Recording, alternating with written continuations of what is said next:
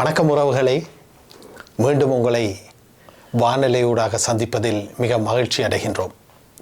உறவுகளே, இன்று நாங்கள் உங்களுக்கு ஒரு இறை பணியாளரை, நற்செய்தியாளரை இங்கே கொண்டு வந்திருக்கின்றோம். வணக்கம். வணக்கம். வணக்கம் சகோதரர். உறவுகளே, சகோதரர் கிஷோக் நீக்லஸ் அவர்கள். இந்த சகோதரனை நான் அண்மையிலே எங்களுடைய புனித பவுல் ஆலயத்தில் சந்தித்தேன். நோர்வே பேகன் நகரில் உள்ள பவுல் ஆலயத்தில் சந்தித்தேன். அப்பொழுதுதான் இவருடைய இந்த பணியை பற்றி நான் அங்கு அறியக்கூடியதாக இருந்தது. எனவே அவரை நம்முடைய நேயர்களுக்கும் நாங்கள் இங்கே கொண்டு வர வேண்டும். அவருடைய கருத்துக்களை, அவருடைய இந்த பணி வாழ்வை பற்றிய செய்திகளை உங்களுக்கு தர வேண்டும் என்ற அந்த எண்ணத்தில் இங்கே அழைத்து வந்திருக்கின்றோம். உங்களை வரவேற்பதில் மிக மகிழ்ச்சி அடைகின்றோம் சகோதரன் அவர்களே. இறை இயல் விரிவுரையாளராக பணியாற்றி வருகின்றீர்கள் இல்லையா? உங்களை பற்றிய ஒரு சிறிய ஒரு அறிமுகத்தை நமது நேயர்களுக்கு தாருங்கள். ஓகே, வணக்கம் உங்கள் எல்லோருக்கும். உங்களுக்கும் வணக்கம். வணக்கம். நான் சகோதரன் நிக்லஸ் கிஷோக்.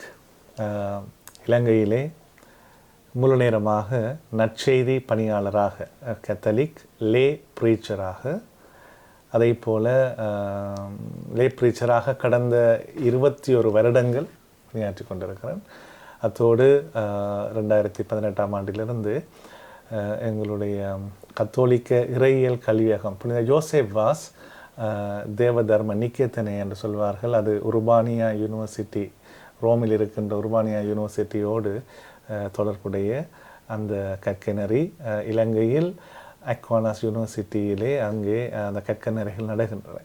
ஸோ அந்த இடத்துல நான் ஒரு விசிட்டிங் லெக்சராக அங்கே இருக்கிற மாணவர்களுக்கு, அது பொதுநிலையர்கள், இப்போ ரிலீஜியஸ் சில சிஸ்டர்ஸ், ரிலீஜியஸ் பிரதர்ஸ், இப்படியாக வருகின்றவர்கள் அங்கே கற்கிறார்கள். அவர்களுக்கு ஆன்மீக இறையியல், அதே போல் ரெவலேஷன், இன்ஸ்பிரேஷன் மற்றும் புக் ஆஃப் ரெவலேஷன், இறை வெளிப்பாடு, இந்த மாதிரியான பாடங்களை நான் உங்களுக்கு கற்றுக் கொடுக்குறேன். அதே வேளையில் பல ஆயர்கள் அவருடைய அனுமதிகளோடு மிக முக்கியமாக எங்களுடைய தமிழ் கத்தோலிக்க மக்களுக்காக, அவருடைய ஆன்மீக பணிக்காக நாங்கள் ஆண்டவர் இயேசுவுக்கே மகிமை என்கின்ற ஜெபக்குழு, க்ளோரி டு லார்ட் கம்யூனிட்டி, அது ஒரு ஸ்பிரிச்சுவல் அண்ட் சேரிட்டபிள் ஆர்கனைசேஷன், அதிலே ஒரு இயக்குனராக இருந்து கொண்டு இந்த பணிகளை செய்து கொண்டிருக்கிறேன். உண்மையில் மிகவும் மகிழ்ச்சி. ஒரு பொது நிலையினராக இருந்து கொண்டு நீங்கள் இந்த பணியாற்றி வருகின்றீர்கள். விவிலியத்தில் குறிப்பிட்ட ஒரு முக்கியமான ஒரு வசனம் ஒன்று சிறு வயதிலிருந்தே என்னுடைய மனதில் இருக்கிறது. அறுவடையோ மிகுதி, வேலையாட்களோ குறைவு, ஆகவே அறுவடையின் ஆண்டவரை மன்றாடுங்கள் என்ற வசனம். அதற்கு ஒப்ப நீங்கள் பணியாற்றுகின்ற இந்த கத்தோலிக்க திருச்சபையை எடுத்துக்கொண்டோம் என்றால், அங்கு போப்பாண்டவர், ஆயர்கள், குருக்கள், கன்னியர்கள் என்று பலர் அந்த திருச்சபைக்குள்ளே, அந்த கட்டமைப்புக்குள்ளே இருந்து பணியாற்றி வருகின்றார்கள். ஆனால் இந்த பொதுநிலையினராக நீங்கள் எப்படி இந்த துறைக்குள்ளே வந்தீர்கள், அதை பற்றி சொல்லுங்கள். ஓகே, பொதுநிலையராக நான் எப்படி இதுக்குள்ளே வந்தேன் என்று சொன்னால், நான் நிச்சயமாக சின்ன வயசிலிருந்தே நான் அதான் கத்தோலிக்க திருச்சபையிலிருந்து வளர்ந்த, கத்தோலிக்க குடும்பத்திலிருந்து வளர்ந்து வந்தேன். ஆகவே சிறு வயதிலிருந்து நான், என்னுடைய அம்மாவும் சரியான ஆழமான விசுவாசம். நாங்கள் மாலை நேரம் 6 மணி என்றால் வீட்டிலே நாங்கள் செபமாலைக்கு இருக்க வேண்டும், குடும்பமாக இறைவார்த்தை படிக்க வேண்டும். இந்த மாதிரியான பழக்கத்திலே வளர்ந்து வந்து தொடர்ந்து சின்ன வயதிலிருந்து நான் நிறைய தியானங்கள், நம்முடைய திருச்சபையில் நடக்கின்ற கருத்தரங்குகள், இப்படியாகவற்றிலே பங்கு கொண்டு நான் ஒரு இசை வாத்தியங்களை வாசிக்கக்கூடியவனாக இருப்பதால் சிறு வயதிலிருந்து எனக்கு மியூசிக்கில் எனக்கு ஆர்வம் இருந்தது. ஆகவே நான் சர்ச்சில், கேத்தீட்ரல், இன்னும் பல சர்ச் ஃபீஸ்ட், இப்படி என்று சொன்னால் நிறைய ஃபாதர்ஸ், சிஸ்டர்ஸ் எல்லாம் எங்களை அழைத்து இந்த மியூசிக்கு வாசித்து இந்த மாதிரி திருச்சபைக்கு நான் பணியாற்றி கொண்டிருந்தேன்.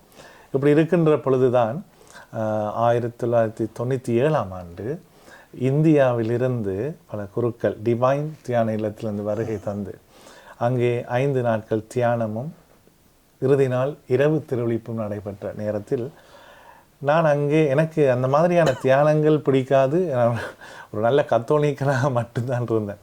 ஆனால் ஒரு பிரைஸ் த லார்ட் அல்லேலூயாவோ இந்த மாதிரி சொன்னால் எனக்கு பிடிக்கவே பிடிக்காது அந்த நேரத்தில். ஆனால் எனக்கு மியூசிக் பிடிக்கும். ஆண்டோட வார்த்தை சொல்லுது, உன் பலவீனத்தில் என்னுடைய கிருபை பூரணமாய் இறங்கி வரும். ஸோ மியூசிக் எனக்கு பிடித்ததால் நான் அந்த தியானத்துக்கு பாடல்கள் பாடி மியூசிக் வாசிப்பதற்கு நான் ஹோமண்டு சொல்லி போனேன். அப்படி போய் அந்த 4 நாட்கள் தியானம் நடக்குது. ஆனால் எனக்கும் அந்த தியானத்துக்கும் எந்த சம்பந்தமும் இல்லை. அருட்தந்தை அவர்கள் பேசுகிற இறைவார்த்தையை சொல்லுகிற நேரத்தில், பிரசங்கம் சொல்லுகிற நேரத்தில் நான் அங்கே இருப்பதும் இல்லை. நான் பின்னால் வந்துடுவேன். ஆனால் திருப்பி பாட்டுன்னு கூப்பிட்டா தான் நான் வந்து ஓகனில் கை வைப்பேன். இப்படி போய் கொண்டிருக்கிற நேரம் இரவு திருளிப்பு நடக்கக்குள்ள காலையிலே 4 மணிக்கு நற்கருணை எழுந்தேற்றம் செய்யப்பட்டது. ஸோ நற்கருணை ஆண்டவரை எழுந்தேற்றம் செய்கிற நேரம் நாங்கள் நற்கருணை ஆண்டவருக்கு ஒரு மரியாதை கொடுப்போம், ஒரு கனம் பண்ணுவோம். அந்த உணர்விலே நான் இருக்கிற நேரம் அந்த நேரம் அந்த காலை 4 மணிக்கு நற்கருணை ஆண்டவருக்கு முன்னால் எழுந்தேற்றம் பண்ணி பல்லாயிரம் மக்கள் இருக்கிறார்கள். அங்கே நான் இருந்து ஆண்டவருடைய பாடல்களை பாடி மியூசிக் வாசிக்கிற நேரத்தில் என்ன அறியாமலே ஒரு தெய்வீக அனுபவத்தை நான் பெற்றேன். ஒரு டிவைன் பவர், ஒரு ரினியூவல் எக்ஸ்பீரியன்ஸ், ஒரு புது வாழ்வு அல்லது life in the spirit, born again experience, இப்படியாக மறுபிறப்பு, இப்படி பல வார்த்தைகளால் இன்றைக்கு அதை சொல்லலாம். அந்த நேரம் எனக்கு பற்றிய அர்த்தங்களும் தெரியாது, ஒன்றும் தெரியாது. ஆனால் ஆண்டவருடைய அந்த அன்பை வல்லமையோடு உணரக்கூடியதாக இருந்தது. ரோமையர் 5:5 வசனத்திலே பவுலடியார் சொல்லுவார், பரிசுத்தாவியின் வழியாய் கடவுளின் அன்பு நம் உள்ளங்களில் பொழியப்பட்டிருக்கிறது. அந்த நேரத்திலே அந்த அனாயிண்டிங், அந்த அபிஷேகம் இறங்கி வருகிற நேரம் என்னை அறியாமலேயே எனக்கு அந்த இடத்துல ஒரு அழ வேண்டும் என்ற ஒரு எண்ணம் வந்தது. ஒரு கட்டத்தில் எனக்கு முன்னால் தெரிந்த சிஸ்டர்ஸ், ஃபாதர்ஸ் எல்லாரும் எனக்கு தெரிந்தவங்கள் இருக்கிறாங்க. ஒரு கட்டத்தில் நான் அடக்கி வைத்தாலும் ஒரு முடியாத நேரத்தில் நான் முழங்காலில் இருந்து ஓகன் வாசித்தேன், அழத் தொடங்கினேன். அந்த ஓகன் கீஸ் எல்லாம் கண்ணீரால் நனைந்தது. அப்பொழுது ஒரு பெரிய பாரம் என்னை விட்டு இறங்கின மாதிரி இருந்தது. அப்பொழுது தான் அந்த குருவானவர்கிட்ட நான் போய் சொன்னேன், ஃபாதர், இனிமேல் இந்த மாதிரி தியானங்கள் எங்கே நடந்தாலும் நீங்கள் சொல்லுங்கள், நான் உங்களுக்கு வந்து உதவி செய்கிறேன் என்று நான் ஆண்டவருக்காக பாடல்களை பாடி மகிமைப்படுத்த தொடங்கினேன். அதுக்கு முதல்ல சர்ச்சில் குவாயருக்கு மியூசிக் வாசிப்பது, பாட்டு பாடுறது ஒரு பக்கம், இன்னொரு பக்கம் சினிமா பாடல்கள், மியூசிக் குரூப் அண்டு அது இன்னொரு பக்கம். ஆனால் எப்பொழுது அந்த ஆண்டோடைய அன்பில் உணரப்பட்டனோ அன்றைக்கு நான் முழுமையாக ஆண்டவருக்காகவே பாடல் பாடி அவரை மகிமைப்படுத்த வேண்டும் என்று நான் அர்ப்பணித்தேன். இன்றைக்கு என்னுடைய பாடல்களே 6 வால்யூம் நான் வெளியிடுவதற்கு எனக்கு தூய ஆவியானவர் துணை செய்தார். 6 பாடல்கள், ஒரு கிட்டத்தட்ட 45 பாடல்கள் ஆண்டவருக்காக நானே எழுதி ஆண்டவரே எனக்கு இசை கொடுத்து அதை செய்கிற அளவுக்கு துணை செய்தார். இப்படியாக தொடங்கின பயணம். ஆனால் நான் கொழும்பில் வேலைக்காக நான் போயிட்டேன். அப்போ நான் கொழும்பில் நான் இன்டர்நேஷ்னல் பேங்க்கில் நான் ஒர்க் பண்ணி கொண்டிருக்கிறேன். அப்படி இருந்து இந்த மாதிரியாக ஆண்டவர் அந்த ஜோனாவை மீண்டுமாக அழைத்து வந்தது மாதிரி அங்கே போய் வேலை செய்து கொண்டிருக்கிற நேரம், எனக்கு ஒன்றுமே இல்லாமல் இருக்கிற நேரத்தில் அங்கே மீண்டுமாக எனக்கு தியானங்களுக்கு மியூசிக் வாசிக்க என்று அழைத்தார்கள். ஆகவே நான் பார்த்து நான் என்ன விடலை, என்ன திருப்பி அழைக்கிறார் என்று சொல்லி போய் இந்த பயணம் தொடர்ந்தது.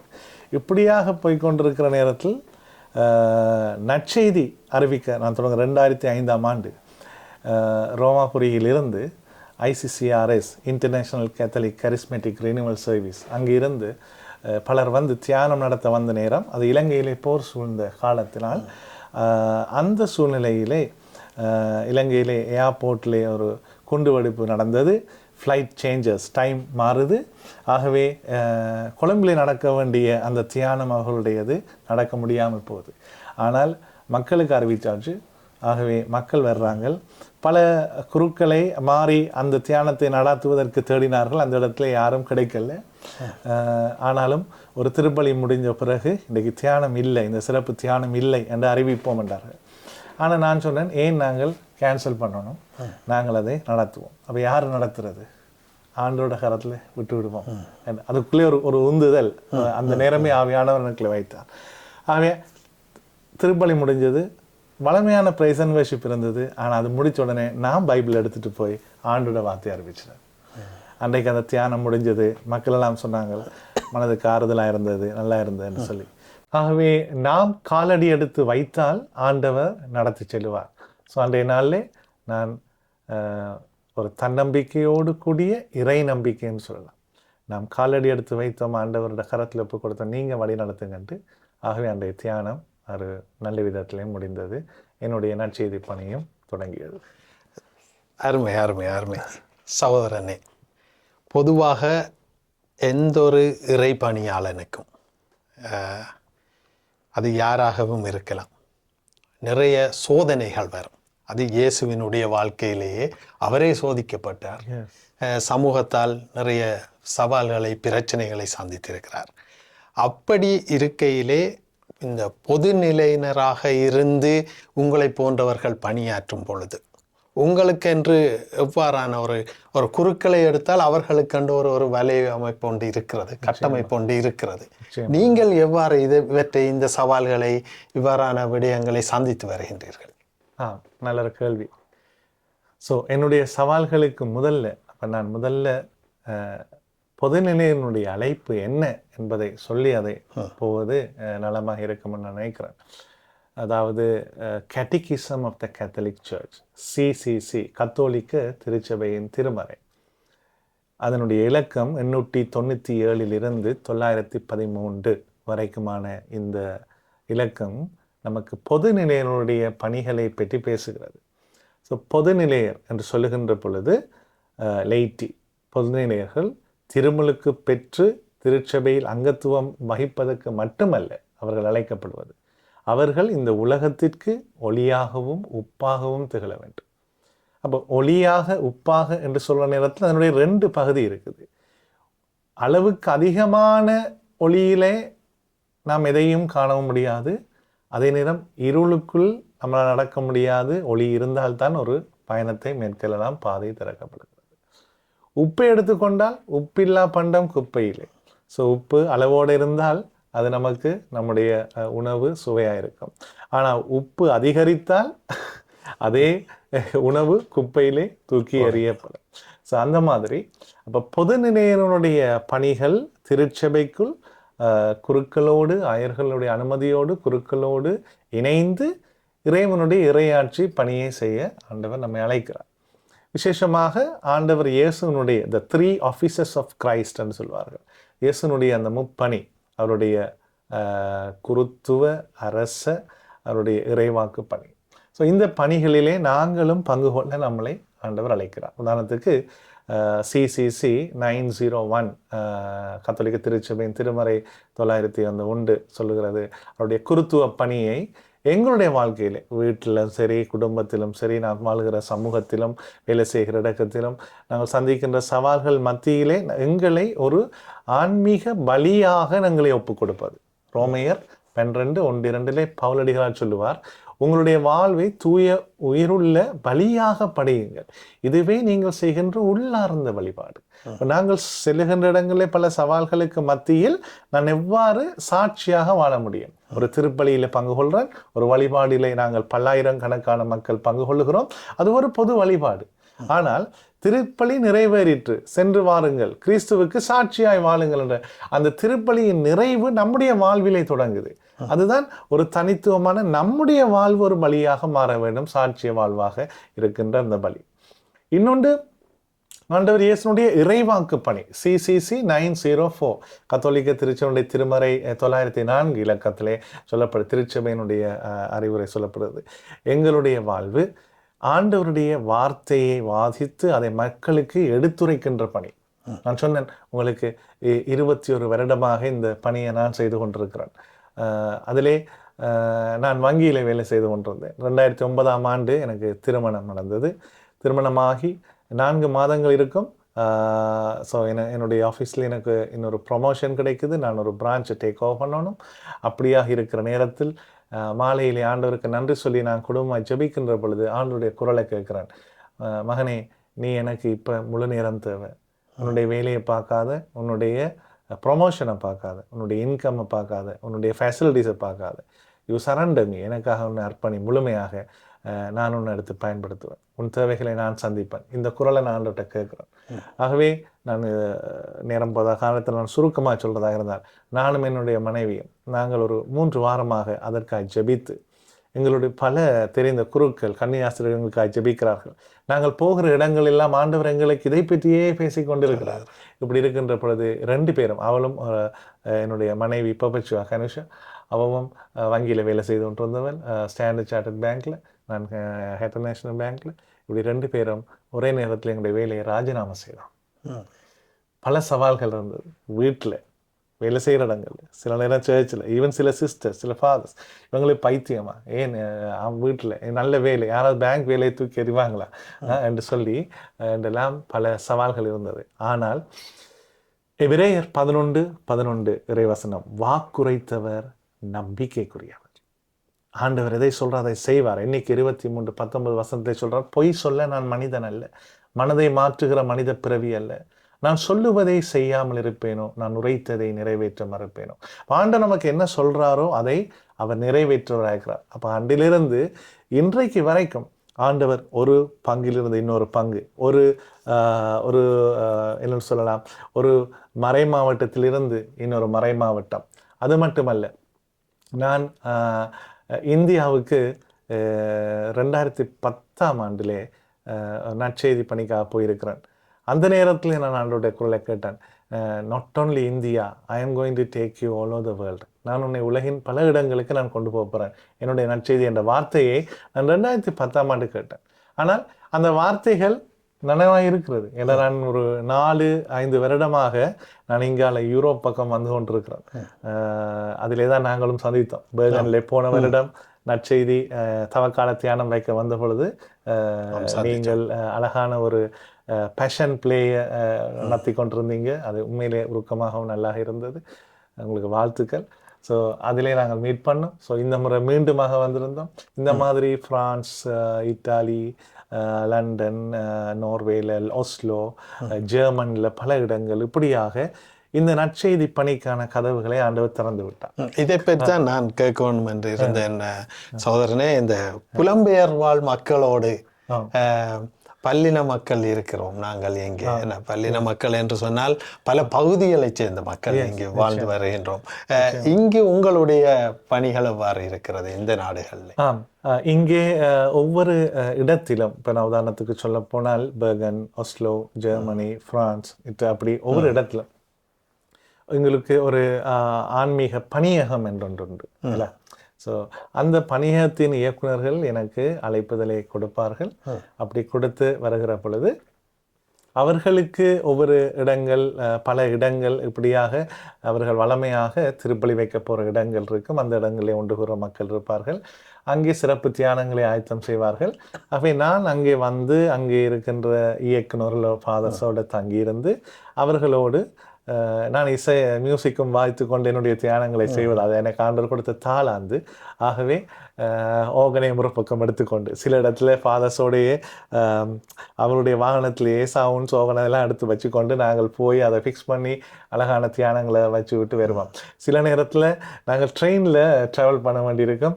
ஒரு தோளில் ஓகனை தூக்கிட்டு இன்னொரு பக்கம் பேகை தூக்கிட்டு அப்படியாக போய் பல மணி நேரமெல்லாம் பயணம் போய் இந்த தியானங்களை வைத்துக்கிட்டு வருவோம். ஆனால் அது ஒரு நல்ல அனுபவமாக இருக்கும். அதே நேரம் எங்களுடைய மக்களை நாங்கள் நேராக பார்த்து ஒரு குடும்பமாக இருந்து ஜெபிக்கின்ற இறை அனுபவம். அந்த நேரம் நான் யோசிப்பேன்னா தான் ஆண்டவர் அன்றைக்கு சொன்ன அந்த வாக்குறுதி, இந்த மக்கள் சில நேரத்திலே நம்முடைய நாட்டிலே நடந்த போர் அல்லது சமூக அவருடைய நிறைய போராட்டங்கள் சூழ்நிலையினால் இடம்பெயர்ந்து வந்து இங்கே இருந்தாலும் ஆண்டவர் அவர்களை மறக்கல், ஆண்டவர் அவர்களை நினைவு கூர்ந்தார். ஆகவே பல ஊழியர்களை இங்கே அனுப்பியிருப்பார், பல குருக்கள் வந்திருப்பார்கள். அதே போல இந்த அடியேனையும் ஆண்டவர் தேர்ந்தெடுத்து இந்த மக்களுக்காக ஆன்மீகத்திலே அவர்களை ஒருங்கமைக்க, அவர்களை வழிநடத்த ஒரு பகுதியாக என்னை கொண்டு வந்தார். தியானங்கள் வந்தது. நான் உங்களுடைய வழிபாட்டிலே பங்கு பெற்றி இருந்தேன். அங்கே என்னையும் அழைத்திருந்தார் ஆண்டவர். சிறந்தொரு இசை, மனதை தொடும் இசையோடு எங்களை எல்லோரையுமே அதற்குள் ஒருங்கிணைத்து, குறிப்பாக சொன்னால் பல்வேறு வேலை பழுக்களோடு, ஸ்ட்ரெஸ்ஸோடு, பல பிரச்சனைகளோடு நாங்கள் அங்கு வந்திருந்தோம்.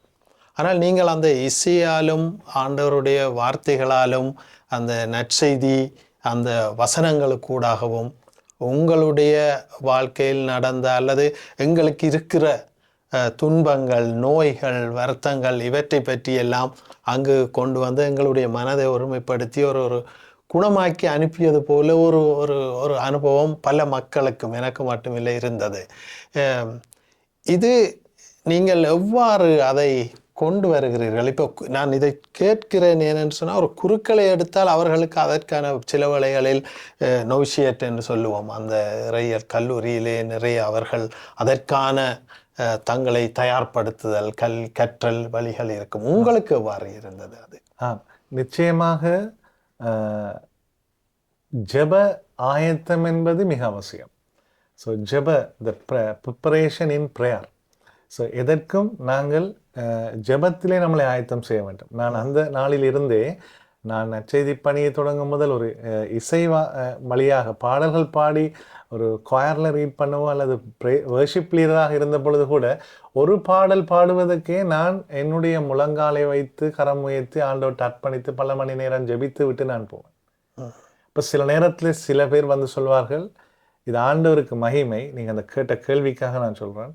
சில பேர் சொல்வார்கள், நாங்கள் தூர இருக்கிறோம், ஆனாலும் இந்த பாடல்களை கேட்டு நீங்கள் ஜெபிக்கிற பொழுது எங்களுக்கு ஆறுதலாக இருப்பதால் நாங்கள் பல மணி நேரம், சில நேரம் டாக்ஸி எடுத்து ஓட்டோ எடுத்து நாங்கள் இதுக்கு வருவோம், ஒரு வாரம். அப்போ ஒரு நான் வாசித்த ஒரு நிகழ்ச்சி எனக்கு ஞாபகம் வருது. அதாவது ஒரு இடத்துல ஒரு பெரிய ஆர்கெஸ்ட்ரா, நிறைய மியூசிக் இன்ஸ்ட்ருமெண்ட்லாம் வைத்து அங்கே பாடல் பாடுறாங்க. Psalm 23, திருப்பாடல் 23, ஆண்டவரே என் எனக்கு எது குறைவில்லை.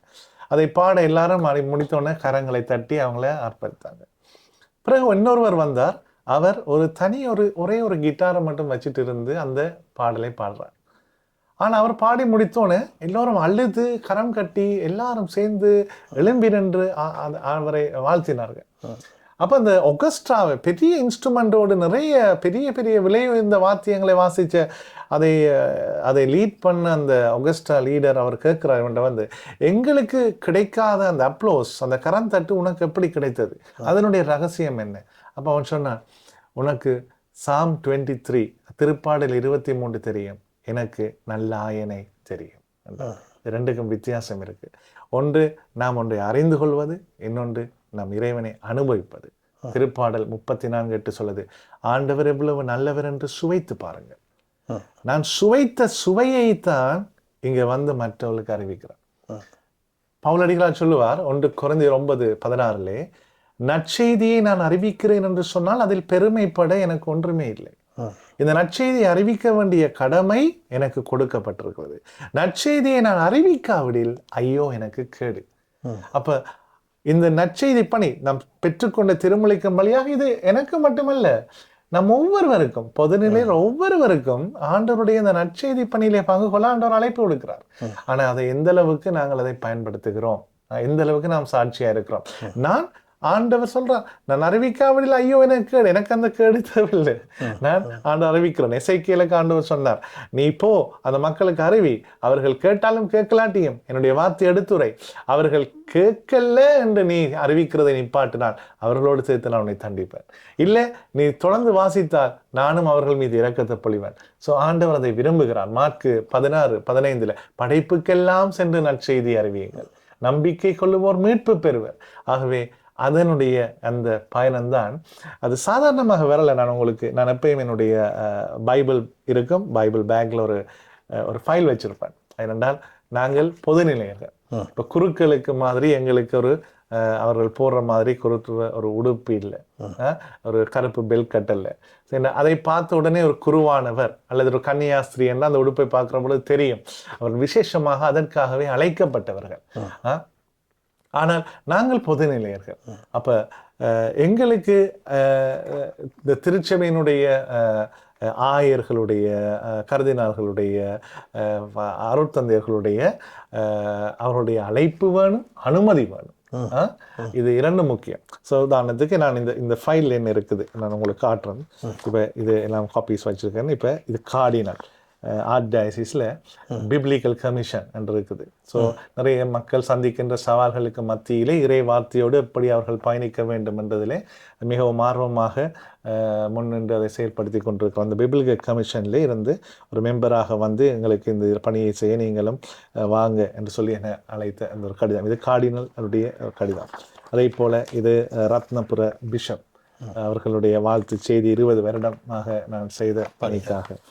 ட்ரிங்கோ பிஷப் அவர்கள், பிஷப் நோயல் மேனுவேல் தொடக்கத்திலிருந்து எனக்கு நல்ல இந்த பணியை அவர் ஊக்குவிக்கிறவராகவும் ஆசிர் தருகிறவராக இருக்கிறார். அவருடைய வாழ்த்து செய்திகள் இப்படி கிளரேஷன் பப்ளிகேஷனில் பைபிள் டைரி வெளியிடுவாங்க. அங்கே இருந்துட்டு நானும் ஒரு மாதத்துக்கான அந்த சிந்தனைகளை அவர்களுக்கு நான் வழங்குவதுண்டு. இது கார்டினலர்களுடைய தொடர்ந்து இந்த பணிக்கான கடிதங்கள், எங்களுடைய இறையியல் பணியகத்தால் அங்கே விரைவாக இருப்பதற்கான புரோமாட்ட கிளப், அங்கே இலங்கையில் பேட்டிக்லோ டயசிஸ், இது ரத்தம்பு டயசிஸ், கேண்டி டயசிஸ். ஸோ நான் என்ன சொல்ல வரேன், அப்படியாக இதில் எடுத்தால் எல்லாமே ஆயர்களுடைய இன்னும் குருக்களுடைய இப்படியான ஒரு வீட்டில் ஒரு பெரிய ஃபைலே இருக்குது. ஏன்னா இது தேவை, இந்த ரெகக்னேஷன் தேவை. எனக்கு ஒரு நல்ல ஞாபகம் இருக்குது. ஒரு முறை பிஷப் கிங்ஸ்லி சுவாம்பிள்ளை ரிட்டையர் ஆகிட்டு இருக்கிறார். தொடக்கத்துல நல்ல அவருடைய வழிகாட்டல் எனக்கு நிறைய இருந்தது. அவர் ஒரு நாள் அவரோடு பேசுகிற நேரம் எனக்கு ஒரு வார்த்தை சொன்னார், what ever you ask I will give you. ஒரு பிஷப், நீ என்ன கேட்டாலும் நான் உனக்கு தருவேன் என்று சொன்ன அந்த வார்த்தை, ஒன்று நாங்கள் அந்த கீழ்ப்படிவோடு இந்த பயணத்தில் இருந்ததுன்னு ஒரு அடையாளம். இன்னொன்று, அந்த வார்த்தையை நான் பிஷப் இருந்து கேட்கிற பொழுது எனக்கு ஒரு பயம். ஏண்டா இனியும் நான் எவ்வாறு இதை காத்து கொள்றது, என்னும் ஆண்டவருக்கு கடவுளுக்கு லோயலாக, திருச்சபைக்கு லோயலாக நான் இருக்கணும். 2012ஆம் ஆண்டு சிங்கப்பூர்லேயே ஒரு கான்ஃபரன்ஸ் இதோடு நடந்தது. ICCRSஆல் உலகம் முழுக்க இருந்து 100 குருக்கள், கன்னியாஸ்திரிகள், லே லீடர்ஸ் இப்படியாக 100 பேராக தேர்ந்தெடுத்து ஒரு 2 வார ஒரு ஸ்பிரிச்சுவல் ப்ரோக்ராம் நடந்தது. அதனுடைய கருத்தரங்கினுடைய மைய பொருள் என்னவாக இருந்தது என்றால், love the church and serve the Lord. திருச்சபையை அன்பு செய்து ஆண்டவருக்கு பணிபுரிதல். நாம் பொதுநிலையராக வேலை செய்து கொண்டு போற நேரத்துல நன்மையும் இருக்கு, சில நேரத்துல திருச்சபையினுடைய தலைவர்களுக்கு சில பயமும் இருக்குது. ஏனென்றால் சில நேரம் தாங்கள் போய்கொண்டு, இப்போ நீங்கள் சொன்னீங்க மக்களுக்கு குணமாக்கல் நடக்குது, நல்ல காரியங்கள் நடக்குது, அவங்களை வந்து ப்ரைஸ் பண்ணுவாங்க, உங்களை புகழ்வாங்க. அதையெல்லாம் நீங்கள் நம்ம தலையில் எடுத்தீங்கன்னு சொன்னால் உங்களால் ஊழியம் செய்ய முடியாது. அதை ஆண்டவருக்கு ஒப்படைத்து விட்டு ஆண்டவருடைய பணியை செய்ய நாம் போய்கொண்டிருக்கணும். அப்படி இல்லாவிட்டால் நடக்கும், நாங்கள் எங்களையே மறந்து நாங்கள் தற்பெருமைக்கும் எங்களுடைய மகிமைக்குமாக வேலை செய்ய தொடங்குகிற பொழுது சில நேரத்திலே திருச்சபையை விட்டு விலகி வெளியிலேயும் போகக்கூடிய சந்தர்ப்பங்கள் நிறைய நடந்தது, நிறைய. ஆகவே இந்த சவால்களுக்கு மத்தியில இதுகள் தான் சாட்சி. நீங்கள் கேட்ட கேள்விக்கான சாட்சி இந்த கடிதங்களும் இவர்களுடைய ஆசீர்வாதங்களும். ஆமாம், உண்மையில் எங்களுடைய மக்கள் பல கேள்விகளை தொடுப்பதில் மிகவும் வல்லவர்கள். அது தவறில்லை, அது தவறில்லை. எனவே நாங்கள் அதற்காகத்தான் நான் இந்த கேள்வியை தொடுத்தேன். ஏனென்று சொன்னால், நீங்கள் இங்கு வந்து எங்களுடைய ஆலயங்களிலே வழிபாடுகளை நடத்துகிறீர்கள் என்று சொன்னால், நீங்கள் யார், நீங்கள் எவ்வாறு, எப்படி இது உருவாகினீர்கள், இந்த இறைவனுடைய வார்த்தையை எங்களுக்கு முன்னால் நின்று பீடத்திலே நின்று போதிப்பதற்கு நீங்கள் யார் என்கிற கேள்வி ஒன்று இருக்கிறது. அதற்கு இவைதான் சாட்சியங்கள், அவற்றை வெளிப்படுத்த வேண்டும் என்பதே எங்களுடைய நோக்கம் ஒன்றாக இருக்கிறது. இப்பொழுது இன்னும் ஒன்று சகோதரன், இறுதிக்கு நாங்கள் வருகின்றோம். அதாவது நீங்கள் இந்த ஆராதனை வழிபாடுகளுக்கு அப்பாலே உங்களுடைய இசையில் உருவாகிய இனிய பாடல்கள், அந்த இறைவனோடு ஒன்றிக்க வைக்கக்கூடிய பாடல்கள் பலவற்றை நான் கேட்டிருக்கின்றேன். கடந்த வருடம் நீங்கள் வந்த பொழுது நானும் அந்த அந்த அந்த அந்த இசைத்தட்டை வாங்கி கேட்டிருந்தேன். இது பற்றி சொல்லுங்கள். இந்த இந்த சமூக ஊடகங்கள் வழியாக ஊடகம் வழியாக பயணிக்கிறது. ஓகே, இந்த நவீன உலகத்தில் இன்றைக்கு ஊடகங்கள் வளர்ந்து கொண்டிருக்கிறது. ஆகவே அந்த ஊடகங்களை நாங்கள் இறையாட்சி பணிக்காக பயன்படுத்துவது மிக முக்கியமாக இருக்கிறது. அது காலத்தின் தேவையாகவும் இருக்கிறது. ஆகவே அந்த வகையில் உதாரணத்துக்கு ஒரு வெளியில் பயணம் போய் கொண்டிருக்கிறோம், அந்த நேரம் இருக்குதுன்னு சொன்னால் மொபைலில் பைபிள் ஆப் இருக்குது. நான் மொபைலில் பைபிள் ஆப்பை டவுன்லோட் பண்ணி வைத்தால் அந்த நேரம் அந்த பைபிளை வாசிக்கலாம். கொஞ்சம் ஆண்டவரோடு அதை நாம் நேரம் செலவழிக்க அது உதவியாக இருக்கும். அந்த மாதிரி என்னுடைய நிக்லஸ் கிஷோக் அல்லது பிரதர் நிக்லஸ் கிஷோக் அல்லது பிரதர் கிஷோக் இப்படியான பேர்களிலே முகப்புத்தகம், ஃபேஸ்புக், யூடியூப், இன்ஸ்டாகிராம் இப்படி வழியாக நிறைய ஜெப ஆராதனைகள், பாடல்கள், ஜெபங்கள் அப்படி நிறைய உண்டு. அந்த வகையில் நான் உங்களை சொன்னது போல் நான் எப்பொழுது என்னை ஆண்டவருக்கு அர்ப்பணித்தேனோ அந்த நேரத்தில் ஆண்டவருக்கான பாடல்களை நான் எழுத தொடங்கினேன். ஆனால் இதை நான் சும்மா பாட்டு வெளியிடணும் என்று எழுத தொடங்கல. ஒவ்வொரு பாடல்களும் சில பாடல் ஒரு 5 நிமிடம் நான் ஜபித்து கொண்டிருக்கிற நேரத்திலேயே பாடல்கள், வரிகள், அதனுடைய இசை இது எல்லாமே அந்த இடத்துல வந்துடும்.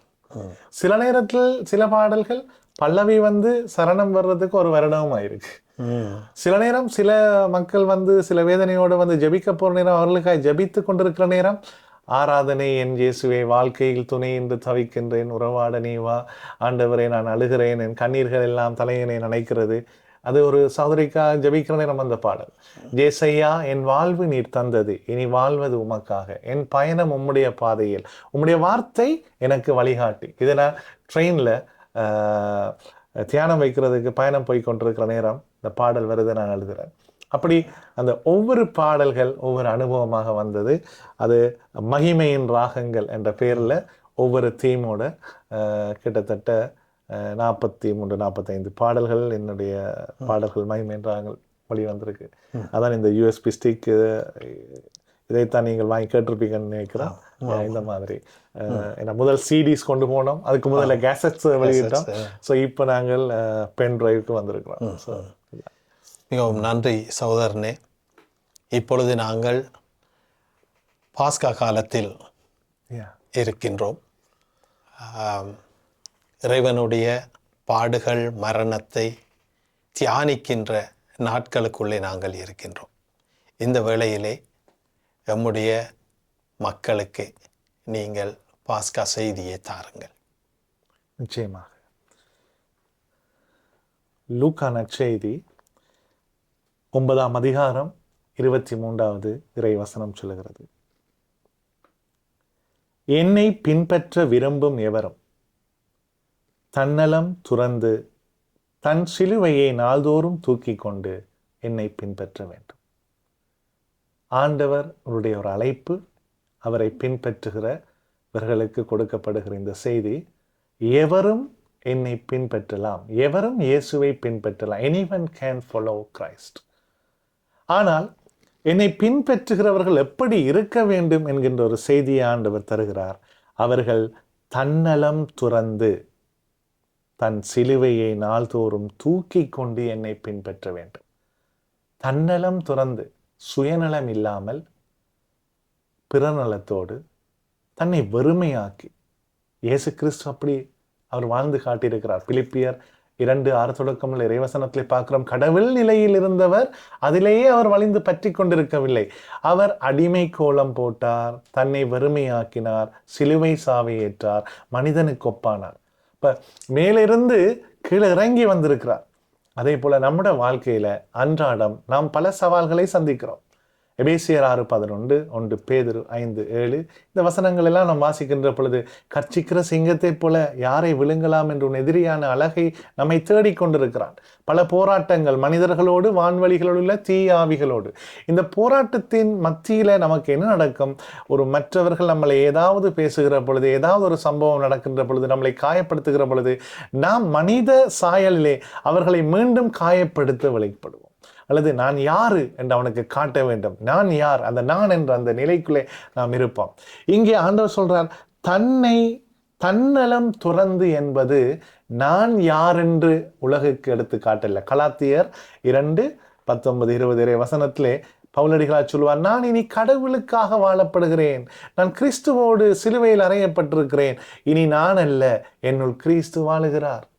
இப்ப இனி நான் அல்ல, அந்த நான் என்ற அந்த மனநிலை என்னை விட்டு போய் கிறிஸ்துவை நான் எவ்வாறு காட்ட முடியும்?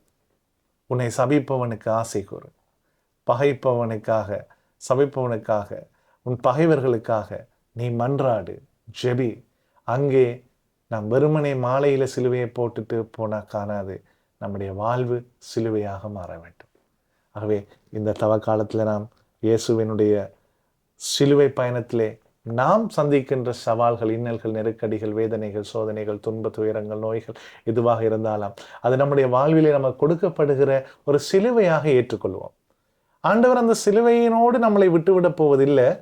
ரோமையர் 8:17 பவுலடிகளார் சொன்ன அந்த வார்த்தைகள், துன்பத்தின் வழியாக நாம் கிறிஸ்துவின் பங்காளிகளாக மாறுகிறோம், துன்பத்தின் வழியாக நாம் கிறிஸ்துவின் உடன் பிறப்பாளிகளாக மாறுகிறோம். அந்த துன்பத்தோடு நம்முடைய வாழ்வு முடிவதில்லை, அது நம்மை மாட்சிமையிலே கொண்டு போய் நிறுத்தும். Lead us into the glory. இயேசு மரித்தார், ஆனால் அவர் உயிர்த்தெழுந்தார். அவர் உயிர்த்தெழுந்து வாழ்ந்து கொண்டிருக்கிறார். நற்கருணை எப்பொழுதும் உயிரோடு இருக்கிறார். ஆகவே நாம் துன்பம் நேரத்தில் சிலுவையை ஏற்றுக்கொள்வோம், ஆனால் நாம் ஜெபிப்போம், இறைவார்த்தை படிப்போம். நம்முடைய ஜெப வாழ்வு ஆண்டவரோடு உறவை ஏற்படுத்த ஆண்டவருடைய அழகான ஒரு வார்த்தை சொல்லுது. மத்தேயு 11:28, சுமை சுமந்து சோர்ந்து போன எல்லோரும் என்னிடம் வாருங்கள், நான் இளைப்பாறுதல் தருவேன். ஆண்டவர் அந்த இளைப்பாறுதலை கொடுப்பார்.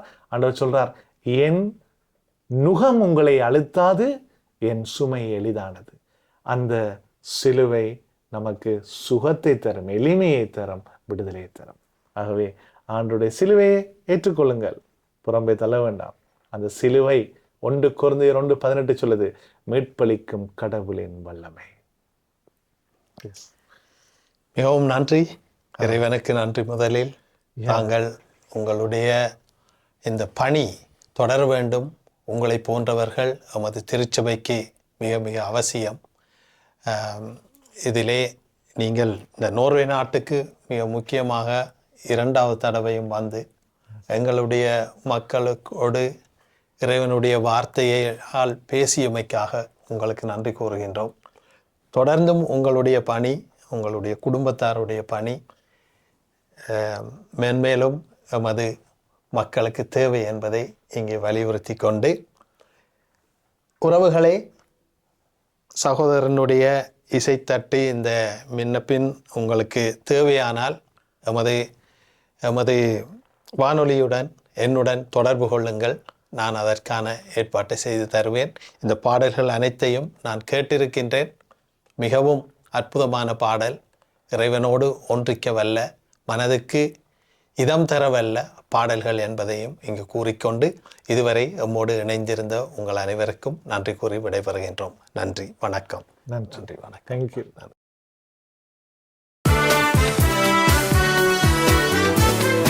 ஆண்டவர் இயேசுவுக்கே மகிமை, மரியே வாழ்கவே.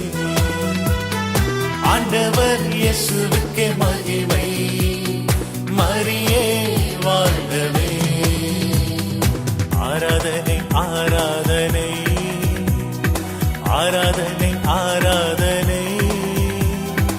ஆராதனை ஆராதனை ஆராதனை ஆராதனை.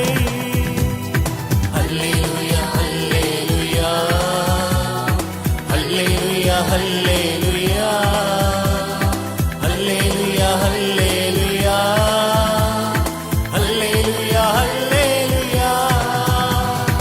ஆண்டவர் இயேசுவுக்கே மகிமை, மரியே வாழ்கவே. ஆண்டவர் இயேசுவுக்கே மகிமை, மரியே வாழ்கவே.